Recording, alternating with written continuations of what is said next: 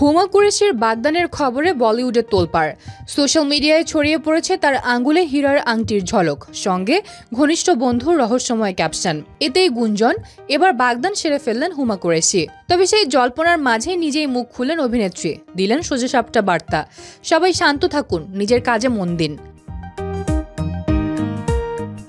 গত 2 বছর ধরেই বলিউডে কান পাতলেই শোনা যাচ্ছিল সালমান খানের ভাই সোহেল খানের সঙ্গে সম্পর্কে রয়েছেন হুমা। যদিও দুজনেরই কেউই বিষয়টি নিয়ে কখনো মুখ খোলেননি। এরই মধ্যে নতুন করে খবর চাউর হয়েছে অভিনয় প্রশিক্ষক রচিত সিং এর সঙ্গে বাগদান সারলেন তিনি।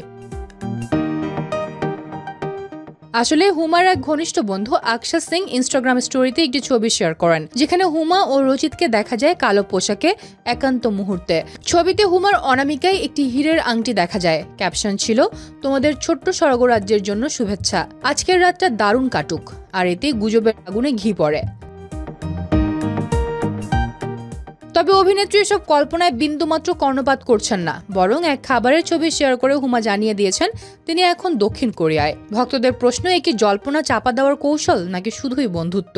যাই হোক, হুমার বাগদান নিয়ে আলোচনায় এখন তোলপাড় বলিউড। উত্তর সময়ই দেবে।